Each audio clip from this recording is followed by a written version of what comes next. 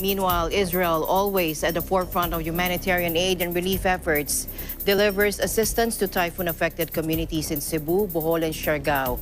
His Excellency Ilan Fluss, Ambassador of the State of Israel, discussed his vision for building bridges of innovation with the Philippines to weather the impact of the pandemic. Let's listen in. Several countries have extended their sympathy and their support for communities affected by Super Typhoon Rai, or Odette, as locally known here in the Philippines, through financial and humanitarian assistance.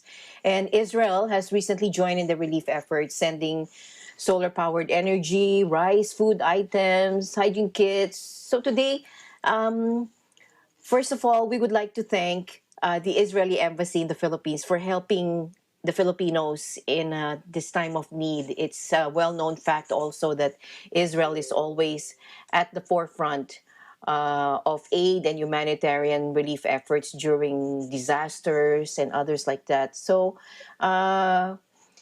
disasters like this affect the most vulnerable. Could you please tell us or share with us your Israel's recent relief response to the victims of Typhoon Rai or Typhoon Odette? Share with us your experience as you visited the provinces of or the province of Cebu and Bohol. Thank you very much. I have to say that even when we heard that the typhoon is a super typhoon that is coming, we already requested from Jerusalem some funding and the authority to implement humanitarian assistance because it was expected. I mean, we expected a super typhoon, so we prepared ourselves, and for that reason, we're able to deliver some of the items already last week on Wednesday. Mm-hmm. Did a very quick process. Basically, we delivered assistance to Bohol and Cebu last week on Wednesday, which included the rice, ready food items, Mm-hmm. I think it's solar panels to generate electricity, a water purifying system, which can be operated manually, so you don't need the electricity. And we also actually had some more items already prepared, but for logistics, it Mm-hmm. was difficult to already to supply them, and for that reason, actually on Friday, we had a ceremony in Villamore Air Base together with the Secretary Martin and Danao and some of the representatives of the Air Force, where we gave over there some of the similar items. I would say the third package. When I visited the Cebu, I met mayor of Talisay, I met the governor of Cebu, and I met different people. I went to actually not only to, I went to deliver Mm-hmm. our, let's say, our humanitarian assistance package, but I also wanted to see how authorities and how people are dealing with the crisis. And I have to say, our sympathies, and really, I feel very sorry for the people who, towards the happiest part of the year before Christmas and the New Year, they were really, we were struck by the typhoon, and I don't think they celebrated Christmas so happily. And it was important for me to interact and to go out and to show personally our sympathies and that we really care for the people. I saw government is functioning and busy repairing working on repairing the damage, and there was a lot of damage both to infrastructure and to different services. So I saw the mayor, I saw the governor, other officials who are really dealing with the situation, analyzing, understanding where the problems, and giving different instructions to get the teams or the different agencies or bodies to respond, dealing with the prices of petrol that suddenly went up, encouraging the business community, which was already giving people places to charge the phones and giving them some connectivity. So you saw a lot of comradeship, a lot of support to each other within the community. And I saw people that are trying to to find solutions to bring some to create some to bring some local solutions, and obviously at the same time looking on rebuilding again for the longer run and to get the systems back on track. But we saw the same thing in Bohol, where we met the governor and again different officials. And I see there was, and the moment we were able to establish communication, the communication lines were difficult, but were effective. I think I addressed most of your questions. Maybe just one more thing to say. We are also joining on a longer term. We are joining. We would like to get more involved in the health sector, because we know that hospitals and healthcare centers have been damaged. And we're going to join Makati Medical Foundation. We're also open to working with other partners on this process of rehabilitation and building again medical centers. It's also an opportunity when you start rebuilding. It's an opportunity to build from new and to upgrade the systems. And it's also an opportunity to do some capacity building and to sort of to renew and to do it better than even it was before. So what priorities did you see, Ambassador, which needed really urgent attention as you and your embassies, diplomats and staff visited the affected provinces? For example, displaced persons, access to first aid. Were there any noticeable aspects of the response mechanism which needed to be reinforced with the help of the LGUs and other humanitarian partners? I think the first stage was really getting access to food, to water, to communication, and really clearing the roads and having physical access to the different places. Now I believe that this stage is now working on, well, it started from the beginning, but now less the issue of food. It is more of restoring the services, electricity, which will then they'll have also running water. So electricity is very important, and shelter, obviously, for people who lost their homes, and that's already for the longer run. And I think also on the social aspect, and people have, I mean, it's a traumatic event. So I think also on the social issue, it will be important to look at rebuilding communities, resilience of communities, post-trauma, so more of the social development aspects. I think this is another issue which we have to look at. And finally, renewing establishments or institutions that have been ruined, such as I said before, hospitals, schools, and so on. I think this is also very important to look at. I know the humanitarian community is looking at it now, including of course, the government is leading those efforts, and it's very clear the president is all around the place, which is very important, and he gives a very, very strong message of support to the people. So the government is really responding extremely well, and we as embassies and as foreigners here, we're trying basically to support the government with its efforts. In emergency relief operations like this, do you have a timeline?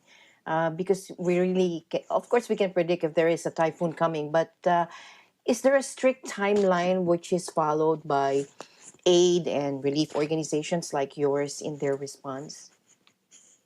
Well, the most important time is the immediate response, but especially when you have missing people, collapsed buildings,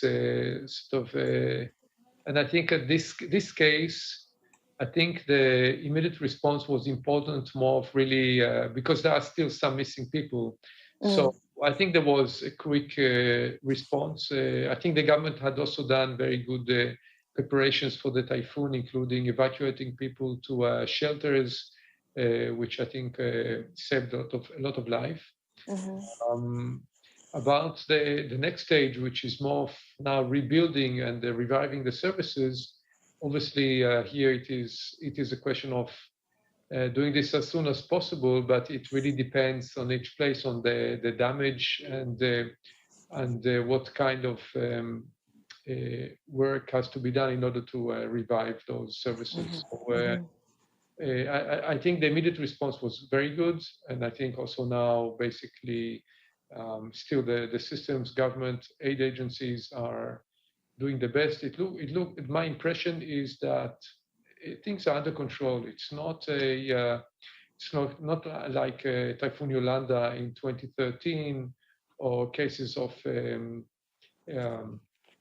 big humanitarian disasters. I think here it is a humanitarian disaster, but I think it is well under control. But a lot of people still in need. How does the COVID situation exacerbate efforts to restore your timelines in these affected areas?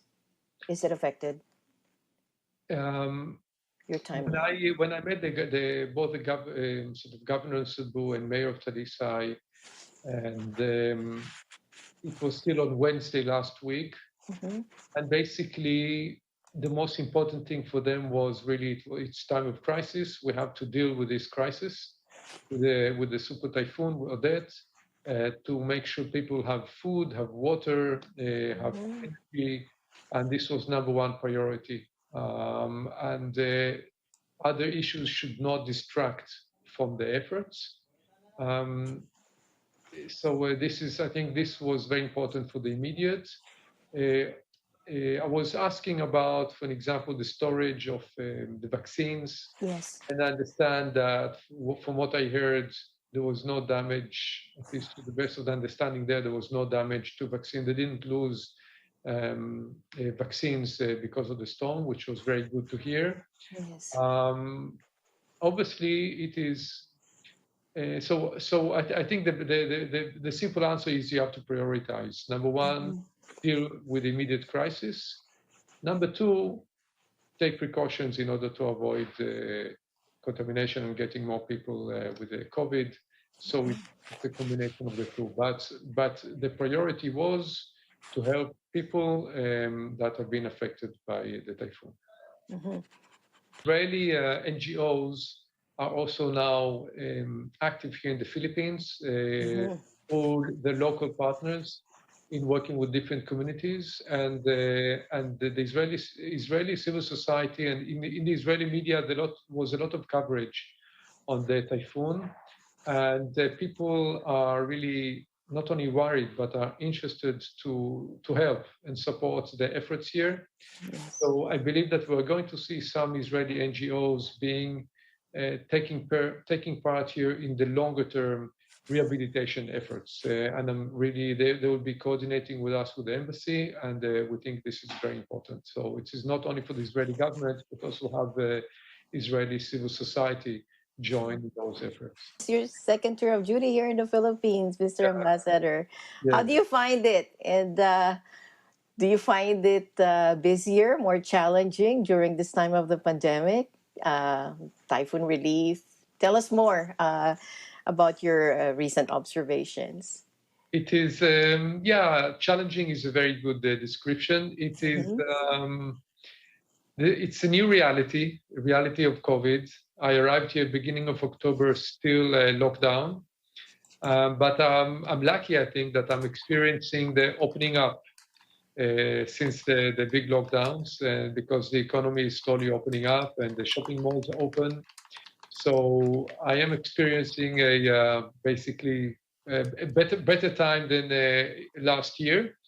But still, it's not the same Philippines, but I think it's not the same world. The world has changed. COVID-19 has changed the world, and we have to live within this new reality.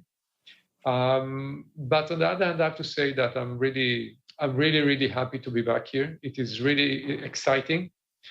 The country has developed a lot since I left. Same people, very, I mean, the Filipinos are great people. People that are friendly, are warm, are open, And for us as diplomats, as foreigners, this is really a very big advantage coming to the Philippines, because so for me it's like coming back to my second home. Although many years have passed, I was here between 95 to 1998. Oh, Uh, 1995 to 98. yeah, Okay. it's been a few That's been years a long ago. time. Yes. 2 years ago, I was then the deputy ambassador here, but I had a very interesting time. And coming back here, it's immediately sort of takes me back culturally, and takes me back to those years before. Some of the institutions, obviously, in the companies are still here. I met a few friends still from those days. So it's really great to be here, and I'm looking forward. I've been here for almost 3 months. Mm-hmm. I have a lot of plans, a lot of ideas, and have to find ways Yes. to implement them. Yes, I would like to ask about the projects that the Israeli embassy is about to take under your helm, sir. So I would say maybe I go back and just reflect that our relations in the last few years Yes. really moved forward, I think, dramatically. Mm-hmm.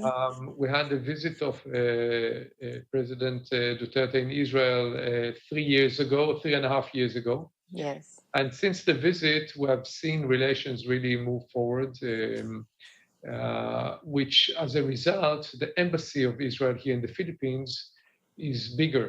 We have now a representative of the Ministry of Economy, Mm-hmm. realizing that we can do much more in private sector engagement, and getting more Israeli companies involved in the development process in the Philippines. Mm-hmm. And we also have a new representation office here of the Israeli Ministry of Defense, Mm-hmm. because of collaboration and cooperation in this sector. Israel is also a country which suffers from terrorism, and we have a lot of experience in dealing with terrorism and issues of national security, and we're happy to share and to contribute to fighting against terrorism here in the Philippines, and helping promoting peace and security in the country. And for me, taking this to the next stage, I believe my vision is to see collaboration in the area of innovation and technologies. There. So Yes. I'm talking about establishing, as I would say, bridges of innovation Uh-huh. between the two countries, between Israel and the Philippines. Israel is a global hub of innovation. You've seen Israel, all the multinational companies are invested in Israel. They have either research and development centers, or scouting centers, or incubators. They have all kinds of representation in Israel, not only for selling in Israel, because Israel is not a big market. We're only less than 10 million people, but it is a source of innovation and technologies. So all Yes. the companies are there. Now, the Philippines is a country with a very interesting economy. It is also a hub to the region, to the ASEAN region. A lot of Yes. advantages in entering the Philippine economy. So what I would like to do is establish bridges of innovation where Israeli innovators can work together with their Philippine partners in developing technologies and innovation which would be relevant to the challenges here in the Philippines, because what is relevant in Israel is not necessarily relevant in the Philippines due to the different climate, culture, regulation, challenges. So solutions have to be adapted and developed locally. Mm-hmm. So, but the principles of doing innovation, of promoting innovation, I think it's something that Israel can share, and also getting people working together, thinking together, and thinking differently and very openly and innovative in an innovative way. We can really, I think, introduce new approaches that will help different sectors in the Philippines, if it is on the agricultural sector, if it is on water, environment, climate change, medical, sort of there are a lot of areas of interest which I think Israel can get more involved. And this is really the top of my agenda. It is connected to, as I said, I want Israel to be more involved in the development process in the Philippines.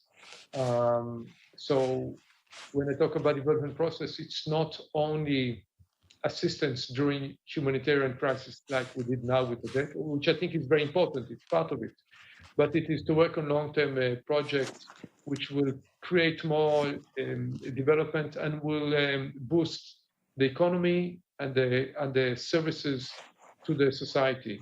I think agriculture is very important, public health, energy sector, water sector.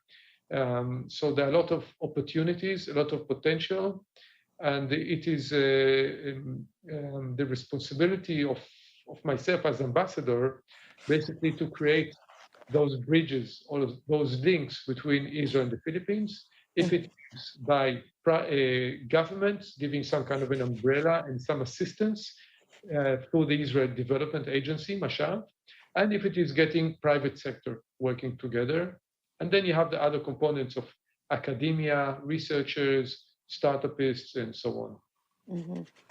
How can we adapt to the effects of climate change, since you talked about it as well?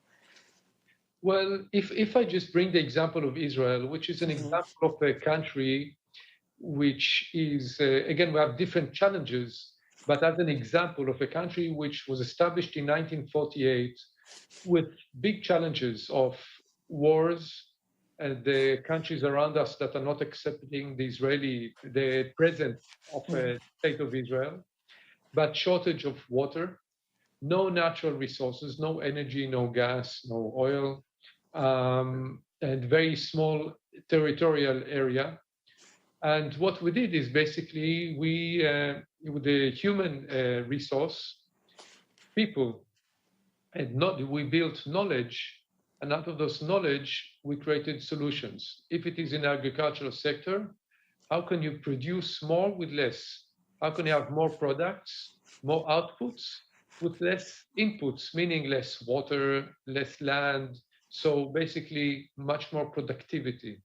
If it is water management, if it is on the energy sector, to have an energy sector which is cleaner and more efficient. So the solution is by working on knowledge, on innovation, on solutions, and then obviously using those solutions in the field. And one of the secrets, I believe, is that you create an ecosystem. When I say an ecosystem, I mean everybody is working together.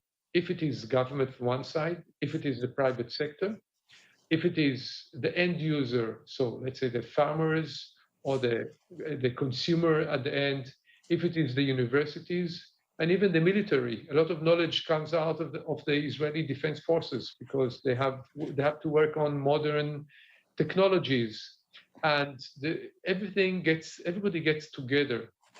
And when we develop solutions, they're not just coming out of the academia, which is not always connected to what is happening on the ground. The academia is very much connected to the farmers, to the end users, a lot of investments in research and development.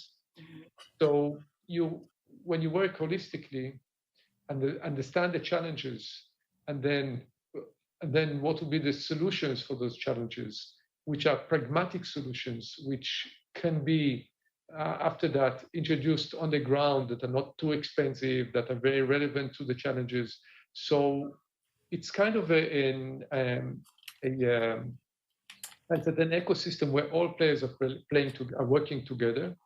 And I have to say that what contributed was that Israel is a country which, as I said, with lack of resources and not enough funding, which is a reality in most developing countries. So we always try to find the solution which is not expensive. It's not the top-notch solution which is the most expensive, lucrative, and looks best. It is something which is very relevant to systems that can be introduced on the ground, which are not costly, which are affordable to the farmer or to the end user. So I believe this kind of approach is something which is very relevant for many developing countries. I think here in the Philippines, it is certainly very relevant. And what I would like to do is really introduce the process and the approach to the Philippines and work together in getting our ecosystem, basically working together with the Philippine relevant partners in identifying solutions, such as in, as I said, productivity of the agricultural sector, if it is on dairy farming. I saw a very interesting Israel-Philippine company in Cebu working on water solutions. And it was very interesting to see that they brought in a way, the Israeli approach, but working in a Philippine setting. So it's an Israel-Philippine partnership. Philippine setting, Philippine partners, Israeli partners, bringing the Israeli way of thinking, the Israeli knowledge, and what we have accumulated in Israel, but then introducing it to a local structure to the Philippine needs, and it was really amazing to see how well it is working. Well, Mr. Ambassador, Your Excellency, thank you for always answering the call for humanitarian aid and assistance, even in far-flung islands of our country. And Filipinos will always welcome Israel's humanitarian awareness and its your high standard of technology and innovation. We look forward to building these bridges of innovation with you as we face more challenges and discover more opportunities. Thank you for your time, Ambassador. But first, Ambassador, we would like to ask for your final message, or maybe a New Year's message to everyone watching you right now. So I wanted to say for the new year, I mean, the Israeli embassy has sent support to Cebu, to Bohol, to Siargao, and this is a message that the Israeli people are close and feel very close and have warm feelings towards the Philippine government and the Philippine people. We are friends, we are allies historically, and I would like to wish for the Philippine people to overcome the current challenges. And I wish all of us, I would say, better new year, sort of a new year which will come to us and hopefully will be better with more progress, more development, more prosperity, better services to our people. And I would say closer partnerships and cooperation between Israel and the Philippines. Thank you very much. Thank you for your time, Mr. Ambassador. We look forward to having you again. Thank you very much, sir. Thank you. Thank you.